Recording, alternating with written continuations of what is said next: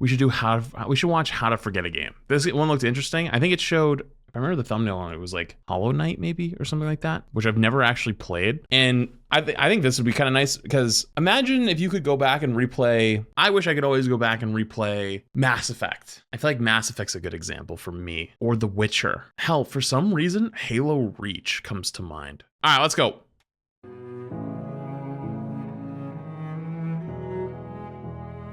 Imagine a game that changed you, a story that made you see the world differently, characters that made your heart ache and a smile unravel across your face, a setting that took your breath away, an ending that brought tears to your eyes. Every gamer, I reckon, has at least one game that they place in this category, a game that has made them utter the phrase, "I wish I could forget it so that I could play it for the first time again." I wish I could. I feel like you could also put this in for shows, movies, or books as well. Experience this blind just one more time. And honestly, Skyrim, true. It's kind of a beautiful request when you really think about it, to be so enchanted by a memory that you'd be willing. Chat, I've seen so many people say Outer Wilds. Do you guys know I've never played Outer Wilds? To sacrifice it in order to feel your heart swell and fall in love with it all over again. Which got me wondering, is this something that you can actually do? Is it possible to Men in Black Outer Wilds from your mind? Could I purposely erase my time with Final Fantasy X from all those years ago? How would we, in theory, intentionally forget a game? So naturally, this being the channel that dared to ask you why you keep playing games that you hate, then used psychology to make you question. I feel like I need to watch that video. I'm not gonna lie to you. I feel like that video looks like it's be a banger. How you spend your time. I started doing some digging, and the research is there, but I kind of had to interpret it backwards. You'll see what I mean. How long does it take for all of those juicy details to leak out of our ears? I have answers for that. How does the type of game affect my memory of it? I can answer that. What can we do for games that we haven't played yet to eventually forget them? Good question, important question. We'll talk about it. Can I really and truly completely forget a game and go back into it 100% blind? I'll answer that now. Short of causing your brain real damage, no, you can't. Not completely, not in this era. Let me not waste your time. If you've replayed a game a ton over the years and think about it on a weekly basis because it's part of who you are, that is a much deeper rooted memory, and weeding that completely out just isn't realistic based on. I don't know why I thought about this, but I thought about the original Spyro when I saw this back here. I played the original Spyro when you used to walk up and like touch the statues on PlayStation 1. When like you touch the statue to like revive them. I feel like if I went back and played that today, I would remember almost nothing about it, but I would remember at least like the core pieces. On what I found. But across this little journey I've taken, I've discovered that what you can do is take advantage of your mind's natural tendency to forget details and leverage that with time. This curve, depending on who you are, is much steeper. And leverage that with time, specific strategies, and a spoonful of discipline to then later find yourself shocked at how little you actually remember about a game. So that you not only feel cascades of nostalgia when you boot it up again, but also a genuine sense of discovery and wonder kin to what you did the first time you opened those doors. You're going to learn a lot in this video today, and if that's something that you come to these videos for, I'm scared but intrigued. You're really gonna like today's sponsor. Oh boy! All right, that was a good transition. If I listen, the more I like a song, the less I listen to it, because if I listen to it too much, it loses the impact it had the first time I heard it. Possibly the most beautiful thing I've ever listened to is a song called Sakura Nagashi, a song by Hikaru Utada. It plays at the end of the third Evangelion Rebuild movie, and it will, without fail, bring me to tears. But because I do have such a visceral reaction to it, I wanted to capture that and protect it. I heard it for the first time around 3 years ago, and since that day, including right now when I have to listen to the opening notes to edit this, I've only listened to it maybe 5 or 6 times. My rationale is simply, I refuse to let it become played out. It would break my heart for it to start to feel like just another song, or get stuck in my head repeating obnoxiously for 2 days. And this pretty well sums up where I began my research and the first strategy. I always wonder though, if you do something like that, it's like, With time though, it will still probably fade. Probably. You Talk know? about today, letting it rest. In I don't know. 1880, German psychologist Hermann Ebbinghaus ran a series of studies and developed this, the forgetting curve. It illustrates how quickly we forget new information. Fade, Within yeah, it just won't have as much of a profound effect on you. 20 minutes, You know? almost half of new information is lost. Within a day, 20 minutes? Oh yeah. Oh yeah. Oh yeah. From what I've seen out of Twitch chat, it's more like right here, and then it should be a 10-minute marker. Boom, 40%. you lose most of what you're going to lose, and then it steadies out over time. And if you're thinking 1880, the same year the Cowboys last won a Super Bowl, yeah, I'm not trusting that info. I get it. Believe me, I do. But you should know that this has been That's replicated one a hell of ton a stray. in new Holy research over the shit. years. Ebbinghaus was onto something. But as you can imagine, this jeez, line man. varies quite a bit depending on countless factors. He used a list of words in his study. We're talking about fleshed out worlds and characters scored by gripping music and embellished with complex battle systems, which, as we discussed before, makes Wait, for isn't Last of Us 2 supposed to be coming out on Steam soon? more elaborative and deeply rooted memories. Your recollection of a short game with simple mechanics won't be as strong as a longer one with several systems and a complicated plot. But what's especially relevant here is something called distributed practice, a term generally used in the context of studying. You see, this curve assumes you are exposed to the stimulus one time. If you go to lecture and then never study, this is about the rate that it decays from your memory. But each and every time you review the material, the line flattens out a little. More info is stored to long-term memory, and it takes much longer for it to fade away. Yeah, that's why studying is actually pretty important if you want to actually learn and retain material, but fuck, it's boring. Consequently, the more play sessions you have with the game, the more you are building and rebuilding those pathways in your brain. We talked about this a little bit in Also, I wish somebody explained that to me when I was a fucking kid like that. Like, if you said to me, hey, you need to study for school. No, I don't want to, I can remember. Okay. Well, if you have a hard time remembering, you know, whatever thing on your quiz, you can compare that to like you playing video games. It's like, well, do you remember where your the health packs are on Overwatch maps? Yeah, of course you remember, because you've done it a bunch of times. The same thing happens in studying, where it's like you learn about it once, and then you remember it again by going near it again, and then you remember again by going near it again, and then you remember near by going and playing on that map again. And it's like, oh, now it's repetition. Now it's nailed down. It might sound so simple. Like, well, why didn't you think of that? Why didn't no one explain it like that? binging versus drifting video way back when. Now logic doesn't work like that age streamer.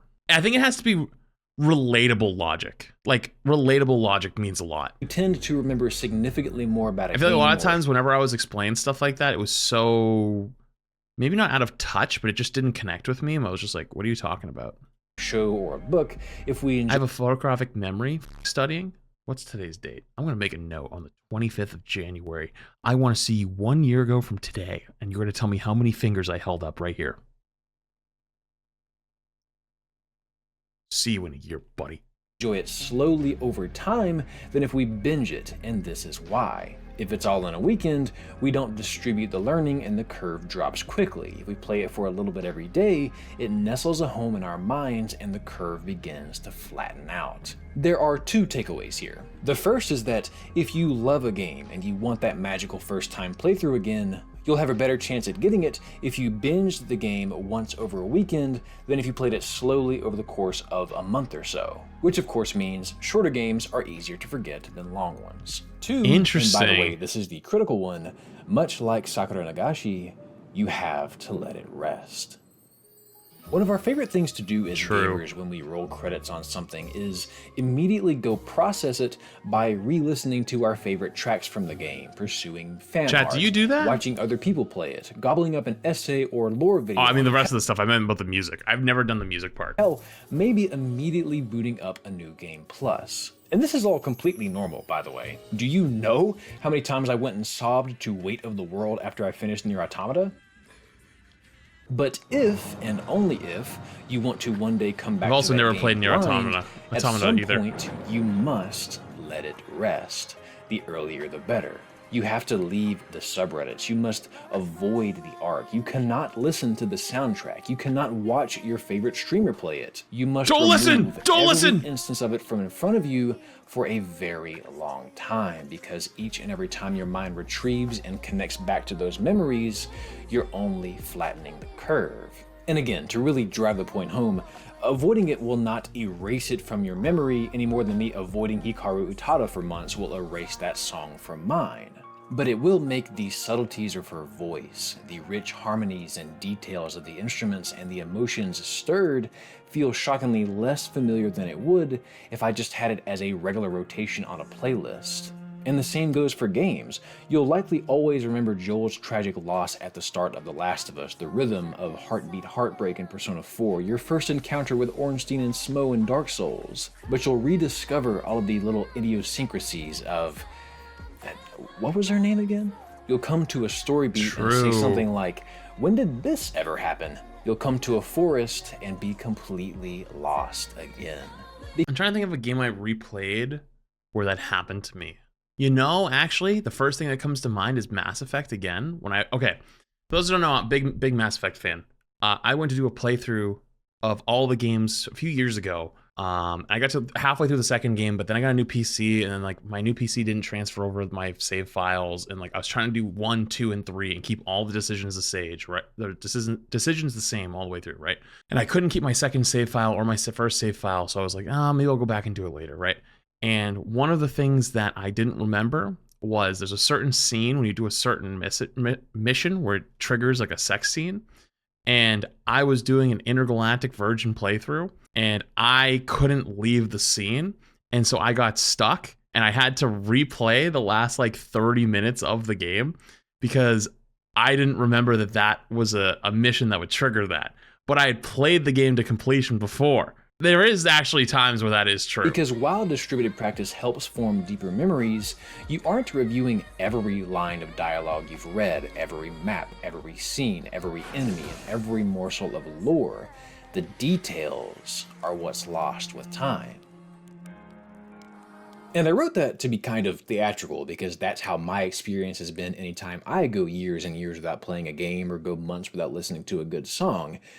But as I continued researching for this video, it turns out that there is existing research that supports that this is exactly how our memory works. Across several experiments, a 2013 study on intentional forgetting revealed a few interesting things. The first is that if I sat you down and showed you a series of videos, and at the conclusion of each one, then instructed you to either remember or forget what you just saw, odds are you'd later remember much less of the videos you were told to forget.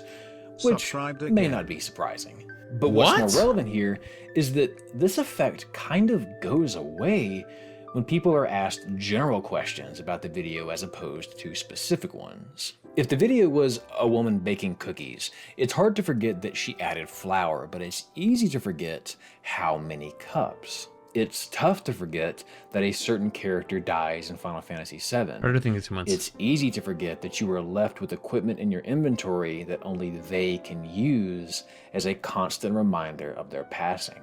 These findings suggest that while intentional forgetting is possible, it is much more effective on specific details than it is gist. Although you'll likely never go fully blindly into a game again, you might find yourself shocked at how challenging puzzles are, at how little of the plot's specifics you remember, at how difficult an enemy is, or how unfamiliar the map and location feels. So assuming you do want to forget the game, play it fast, enjoy it, then unplug from it entirely. Any and every future exposure to it is to be considered a spoiler. Wrap it up and place it on a shelf in the back of your mind and don't take it down until...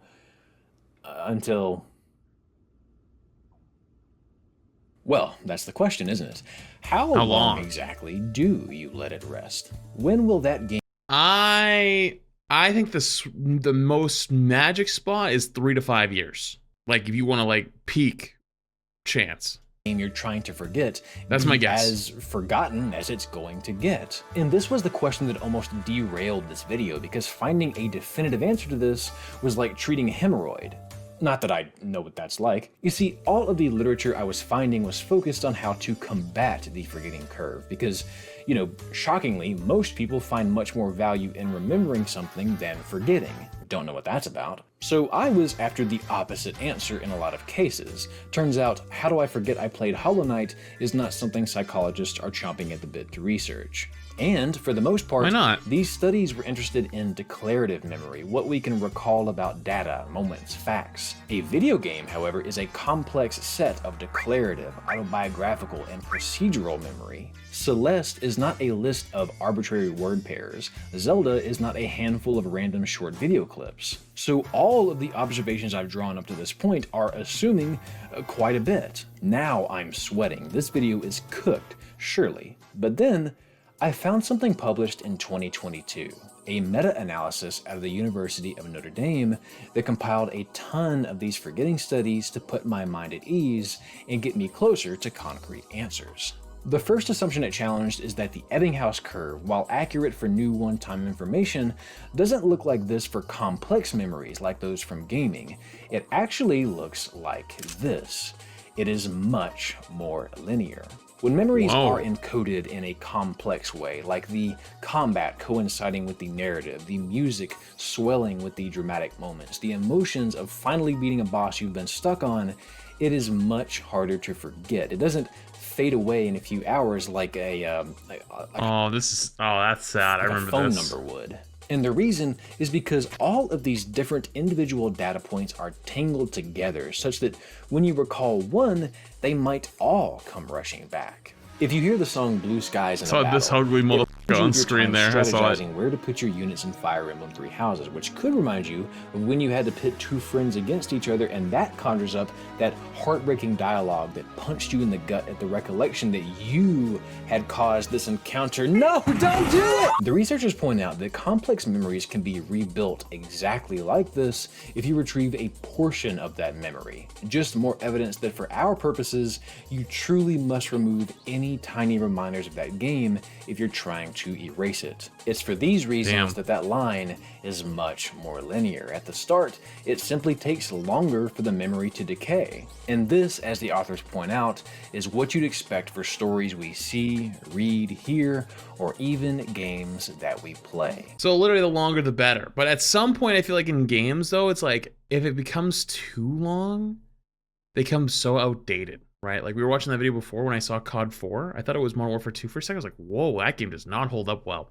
But then it was COD 4. I was like, oh, okay, that's a little bit older. That actually does hold up pretty decently. Like, I don't think I would ever see myself going back to play the original COD 4 campaign these days, right? Just because like the way it looks, the way it probably plays, it's like, all that stuff. But remasters, yes, remasters probably do really well because if people forget about it for 5 years or so, then you give them a chance to replay it again. They forgot like 70 or 80% of the game. They get to mostly re-experience it again while also knowing like what their experience is going to be like. I get that. Now they also do specify that while the curve for complex memories does appear linear, this doesn't mean it'll ever reach zero. Complex memories don't just magically go away. In theory, as we forget more and more data points, it becomes harder to reconstruct those memories, and when that happens, it begins to look a little bit more like the Ebbinghaus curve and eventually asymptotes. But comfortingly, this still suggests that there is a point at which we're going to forget just about all we're going to forget about a game. So this study was extremely helpful in clarifying how the let it rest phase is actually going to go. Essentially, it's just going to take a little longer for those memories to fade. But how much longer?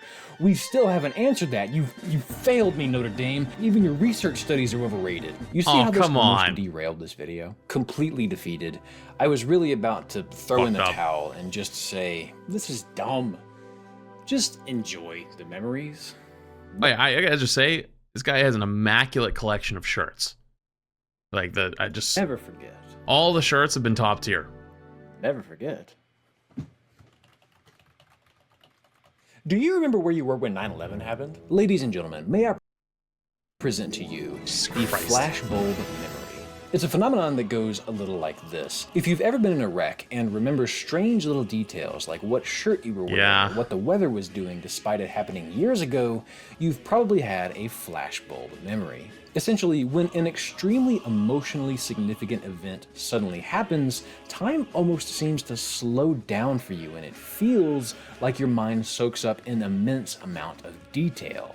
Flashbulb memories are wildly vivid, and people usually have them for historic or personally significant events, which is why most folks in the US remember where they were when 9/11 happened. It's why your parents probably know what they were doing when the Berlin Wall fell or when JFK was assassinated. If the news comes as a shock and is emotionally impacting, your brain encodes it with much more detail than it would the news that I don't know, your Amazon package is delayed. Now, your memories with the game are likely not flashbulb memories unless you've played Omori, but they are complex, and flashbulb memories are also complex. Therefore, if we can pinpoint how long flashbulb memories last for, we might be able to find a safe estimate. And then I found it, the answer. Finally, I had stumbled upon the holy grail, the final piece of the puzzle, everything I had worked for. It's a year. It's just a year. That's it? I feel like it's more than that. So 2 studies, right? The first was a 10-year survey where the researchers found that the most forgetting for flashbulb memories and basic event memories happened within the first year, but did not significantly change even after a 10-year delay. The second found that while flashbulb memories do have better detail than non-flashbulb memories, the rate of decline was still the same for both. After a year, the same memory faults remain, suggesting that the line has almost fully flattened out after 1 year's time. The asterisk is, of course, that flashbulb memories, while complex like our memories of games, are not encoded in the same way. They're emotionally driven, oftentimes traumatic, and capture a particular instance in time, not for several multi-hour long play sessions. But there are similarities as well. We think about them repeatedly after they happen. Folks talk with us about them, and that both reminds us of them and leads us to elaborate on them. They both become complex because of the emotions and the consequences and the associations and the repetition. And if this is how long flashbulb memories last, it stands to reason that gaming memories have at least a similar expiration date. A point in time when you've forgotten almost all you're going to forget about a game, where the line remember something vividly of a game, you'll never forget that. So the strategy is as follows. If you're planning to play something you think you'll want to forget, speed through it, then let it rest. If you've already played it, just let it rest. Yeah, you know what? Weirdly enough, I remember Subnautica really well. I don't remember Subnautica Below Zero very well. If I had to play Below Zero right now, I'd probably be fumbling through the map. Regular Subnautica, I'd remember most of the map right now, but I played the regular one first. Think about it as little as you possibly can. It's because I blew through the DLC one. All of your exposure to that game. Play other stuff to distract yourself from it. Wrap it up, put it on a shelf in the back of your mind, and then let it ferment until it's aged like fine wine. Because of Leviathan trauma? Yes, Leviathan trauma. You guys always calling it the Skyclops, the Big Mama at the end, like all that stuff. This should work for movies and books and shows too, since they're arguably a little less complex on account of being less interactive. And speaking from experience, I'd go longer than a year or even a few years to really seal in the ignorance. There's the next shirt, everybody. Daryl Talks Games. Seal in the ignorance. I could wrap this video up by telling you that this felt like an impossible question to answer. It was one of the silliest prompts I had on my list of video ideas, and it was such an interesting question that I had to at least try and present you all with a good answer. An answer that maybe you'll put into practice. But at least I want to pause and look at those. Chat, when was the last time I played Pal World? When did Pal World come out? Because I probably stopped playing it. Well, hang on. When did Pal World come out? Again. Has it been about a year? All you have to do to forget a game in order to play it again blind is play through it as quickly as possible one weekend. Then don't allow yourself to think about it. Shove all of that fun. Because if it was like February of last year, exactly a year at this point. Wait, really? Twitch Rivals was a year ago today? All right, so I forget probably a lot of the game by now, and there's new content. So it's actually the perfect time to go back. On all of those glorious, inspiring hours down into the depths of your subconscious and close the door. And do not allow yourself to think about it for years, just to be safe. Then you can finally open it again down the line when you're ready to pretend you've never experienced it. If I told you to do that for a human being so that you could meet your best friend for the first time again, or have your first kiss with your lover again, this would sound insane. It honestly sounds insane even when it's for a video game. So my real advice here is, don't take this advice. Don't forget your time with that game. Life is not a series of endlessly chewable morsels that you can bottle up and re-experience. Your time on this planet was not meant to be captured and placed on an Instagram story or saved to be relived later. It's a series of moments that are meant to be lived, not rushed, not optimized, not filmed, not monetized, not forgotten. You know what's funny? I do that a lot with IRL stuff. I'm actually super bad at like vlog content or anything going anywhere. Like anytime I've done like trips or had to go anywhere for anything, I always am really, really bad about like taking videos or streaming it or doing anything like that, because I'm always like a very much in the moment type of person. So like I always forget to take photos. I always forget to take videos. Like Retro could probably attest, like when we were in like in LA, like we go to like, you know, restaurants and go with everybody. Like Karki would have his phone out, or Jay would have his like streaming backpack or whatever. I was like fucking halfway through my stuff and I'd be like, oh shit, this would have been probably good to like record something for this. Is like, oh hey, we're all out here, like, you know, because everyone always makes vlogs every year and does. Yeah, Retro tried. Okay, Retro would come up to me with like my phone, because like I literally like gave him like my whole like the setup. I like give him like the fucking gimbal or whatever that thing is, right? Yeah, exactly. Yeah, crap. Yeah, exactly. You gotta. You say you haven't taken a photo with us, dude. Me and Emong don't have any, unless it was we were forced to. We had the Blizzard stuff and his wedding, and the reason we had to do stuff at his wedding is because, like, you know, it was like fucking wedding party. So they like were like, go stand there. I was like, okay, like, or Shade made us at some point. Shade made us to take one with Seagull. Yeah, like unless it was like being forced by others, I just pretty much never did. My advice, I don't know. I'm very much like an in the moment type person outside of stream. Wishing you could replay a game blind is to encourage someone else to play it blind who truly can, so that you can share that joy with someone else. Soak up every drop of warmth from that adventure until the flame goes out. And if you just so happen to get swept away in life and you naturally haven't had time to revisit that one special sprawling artificial world in years, and you haven't listened to the soundtrack or had any interest in watching anyone else play it, just know that if you ever do decide to boot it up again, it will greet you like an old friend. Your mind will ignite at the tender details that have been completely lost. When was the last time you played Red Dead Redemption 2? By the warm embrace of this place, and with any luck, it'll feel just like the first time.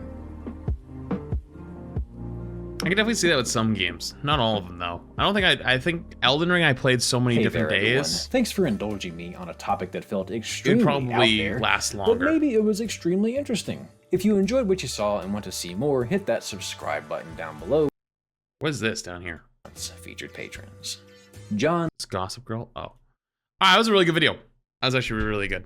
Oh, there's definitely a lot of games I wish I could re-experience again. But also part of me wants to just go experience new stuff. Experience new games.